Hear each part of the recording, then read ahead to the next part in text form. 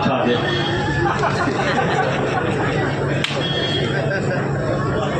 ٹھیک ہے. اچھا کس کو عزت چاہیے وہ ہاتھ اٹھا دے. سب کو چاہیے.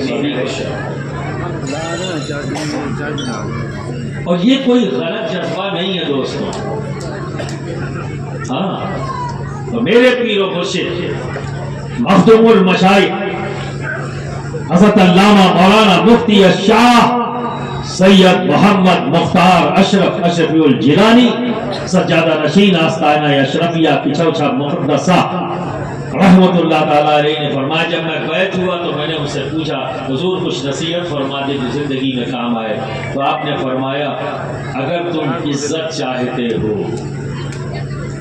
اگر تم عزت چاہتے ہو تو تمہیں چاہیے کہ تم سب سے پہلے اپنی عزت کرو. تمہیں چاہیے کہ تم سب سے پہلے اپنی عزت کرو. یہ ایک صاحب علم کا قول، صاحب ولایت کا قول، اور ایک آپ کا فیصلہ ہے. یہ ان کا فیصلہ ہے. آپ کا فیصلہ کیا ہے؟ دولت کا حاصل کر لینا عزت کی وجہ ہے نا. سبھی کے فیصلے ہیں نا. اب اس دولت کو حاصل کرنے کے لیے رات و دن بھاگ رہے ہیں اور ہر کام کو فارمیلٹی کے طور پر ادا کیا جا رہا ہے. دلچسپی نہیں ہے. اگر دلچسپی ہے کسی چیز میں تو وہ ہے دولت کے حاصل کرنے. 2 وقت بھوکے رہ سکتے ہیں اگر دولت ملنے کا چانسز ہو، ہے نا. پر کھانا نہیں چھوٹے گا بھلے نماز کا ٹائم نکل جائے. کھانا نہیں چھوٹے گا بھلے علماء کی محفل سجی ہو، اٹھ کے چلے جائیں گے بھیک بھوک بھوک بھوک. برا لگنے لگے گا کتنا لمبا کھینچ دیا، ہمیں روٹی سے دور کر دیا. لیکن ایک دولت حاصل کرنے کی ایسی ہوڑ ہے کہ اگر کوئی کہہ بھی دے، گھر میں بیوی کہہ بھی دے کہ رک جاؤ کچھ کھا لو پھر جاؤ، میں دیر پہلے ہی سے ہو گئی ہے کھا لوں گا، ارے ایک وقت نہیں کھاؤں گا تو مر جاؤں گا، مجھے وہ کام کرنا. یہ فیصلہ ہے آپ کا، اور اس غلط فیصلے نے آپ کو پستی کی طرف دھکیل دیا. 700 سال عظمت کے دور ہیں ہمارے. تو کب؟ جب ہم صاحب علم تھے. ہم ہی آج کے دور کے امریکہ تھے. دنیا کے 3 بر اعظم پر ہماری حکومت ہے، اور سائنس کی دنیا میں جتنے بھی انقلاب آئے، ہر انقلاب کی بنیاد میں وہی 700 سال پیریڈ کا کوئی نہ کوئی فرد نظر آئے گا. اور اس فرد کا تعلق اگر نسبت سے نکالا جائے، چین سے نکالا جائے، تو حضرت امام باقر صادق، حضرت امام باقر اور حضرت امام جعفر صادق کی قائم کردہ یونیورسٹی جو مدینہ میں قائم ہوئی، سب کی نسبت وہی جا کر دی. بے شک جیسے آج ہم یہاں اکٹھا ہوئے ہیں، یہ اکٹھا ہوئے جو علمی فیضان ہے، یہ نعیمی اشرفی فیضان ہے. صدر الافاضل مولانا نعیم الدین علی رحمت الرضوان پر سرکار اعلیٰ حضرت اشرفی کا فیضان. تبھی تو خود صدر الافاضل فرماتے ہیں راز وحدت کھلے نعیم الدین، یہ فیضان اشرفی کا ہے. کسی کے قول کی اہمیت نہیں رہ جاتی جب خود صاحب ذات کا قول سامنے آ جائے. کہنا لفاظی نہیں کرنی ہے، دلیل کے ساتھ بات. وہی علمی فیضان، روحانی فیضان لے کر مفتی راجستھان مفتی اشفاق صاحب اشرفی نعیمی جودھ پور پہنچے. وہی اشرفی اور نعیمی فیضان لے کر قاری ابو الفتح نے ہنومان گڑھ کے اندر مدرسہ قائم. وہی اشرفی نظام نعیمی فیضان لے کر قاری غلام مصطفیٰ صاحب نے مدرسہ قائم کیا. اور آج اس پورے علاقے کے اندر اسی ایسا فیضان جاری ہے کہ اب تو میں یہ کہہ سکتا ہوں کہ شاید ہی کوئی گاؤں بچا ہو جہاں یہ فیضان مدرسے کی شکل میں رواں دوا نہ ہو. سبحان اللہ. لوگوں تک پہنچنا. برادران ملت اسلامیہ، دیکھ کر اور سن کر وقت ضائع نہیں ہوتا آپ کا.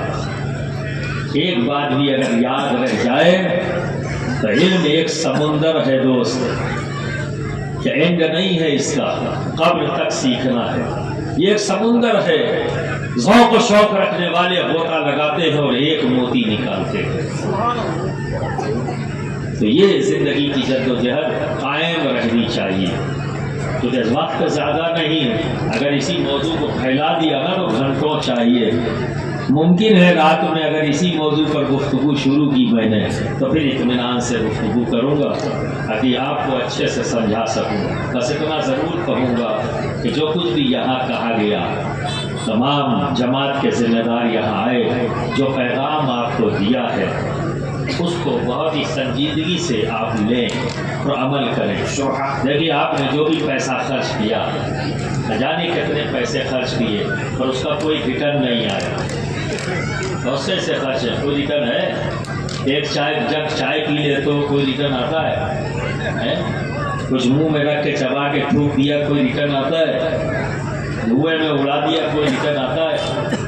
لیکن آپ نے جب ایک مدرسے پر جو انویسٹمنٹ کیا، آج وہ ریٹرن کے طور پر 6 بچیاں، 18 ٹوٹل، اس میں سے 6 عالمیت. سوچیے 107 بچیاں جہاں آپ نے تعاون کیا تھا، رزلٹ ملا نا، ریٹرن آیا نا. یہ بچیاں وہ ہیں جس گھر میں جائیں گی اس گھر کو جنت بنا دے گی. سبحان اللہ. سبحان. سمجھے نا؟ اور میں یہی بات کہوں گا، کوئی ایسا نہیں ہے جو جنت نہ چاہتا بولو. لیکن کیا اسی جنت کی ہی تمہیں شوق ہے جو مرنے کے بعد ملے گی؟ ایک جنت تو اور بھی ہے. ایک گھر ہے جہاں ہم آخر میں جا کے رہیں گے ہمیشہ ہمیشہ. جنت کیا ہے؟ گھر ہے. گھر ہی ہے نا وہ گھر جہاں کا ماحول پاک، جہاں کے رہنے والے پاک، جہاں کی آب و ہوا پاک، جہاں کا کھانا پینا پاک. ایسی جگہ کو جنت کہتے، ایسے گھر کو جنت کہتے. اب آپ بتاؤ، یہاں بھی تو تمہارا ایک گھر ہے جو زمین پر اللہ نے دیا ہے، وہاں بھی دے گا اللہ ہی، یہاں بھی دیا ہے اللہ نے. وہ گھر جنت ہے یا بولو؟ یہاں والا جو گھر ہے یہ جنت ہے یا کچھ اور ہے؟ جس گھر میں شریعت کے مطابق زندگی گزر رہی ہو وہی جنت ہے. تو یہ ایک چیلنج ہے ہمارے سامنے کہ جو گھر اللہ نے تمہیں زمین پر دیا ہے اس گھر کو جنت بناؤ. اگر اس گھر کو تم نے جنت بنا لیا تو یقین جانو تمہیں رب اپنی بنائی ہوئی جنت بھی عطا کرے گا. سبحان اللہ. سبحان اللہ. جو اس گھر کو جو زمین پر ہے اسے جنت بنا لے گا تو وہ مستحق بن گیا کہ رب تبارک و تعالیٰ اسے اپنی بنائی ہوئی جنت عطا کرے گا. سبحان اللہ. بے شک. اور یہ گھر جنت بنے گا شریعت محمدی پر عمل کر کے. یہ گھر جنت بنے گا انصاف کر کے. نا انصافی سے کوئی جگہ جنت نہیں بن سکتی. یہ بچیاں جہاں جائیں گی انہوں نے شریعت کو جانا ہے، انہوں نے نبی کے حکام کو جانا ہے، نبی کی پسند کو جانا ہے. یہ جس گھر میں جائیں گی تو جب نبی کی رضا کے خلاف کوئی کام ہوتا ہوا دیکھیں گے تو بتائیں گے یہ خلاف ہے، اس سے ہمیں بچنا ہے. ہمیں اپنی زندگی اپنے نبی کی رضا کے مطابق گزارنی ہے، اپنے رب کی رضا کے مطابق گزارنی ہے. وہ اللہ اور اس کے رسول کے احکامات کو تم تک پہنچائے گی، ان کی رضا کو پہنچائے گی اور آپ اس پر عمل کر کے اپنے گھر کو جنت بنا لیں. بے شک. سبحان. اور ایک بچی جب پڑھتی ہے، جب صاحب علم ہوتی ہے تو پتہ ہے وہ صرف اکیلی نہیں پڑھتی، وہ پوری نسل جو اس سے جاری ہوگی، یقین سے کہا جا سکتا ہے کہ اس میں کوئی بھی ان پڑھ نہیں ہوگا۔ مسلمانوں کو میں جاہل نہیں کہتا ہوں، نہ میں اجازت دیتا ہوں کہ کوئی مسلمان کو جاہل کہے۔ مسلمان کو ان پڑھ کہہ سکتا، ان پڑھ ہیں پر جاہل نہیں۔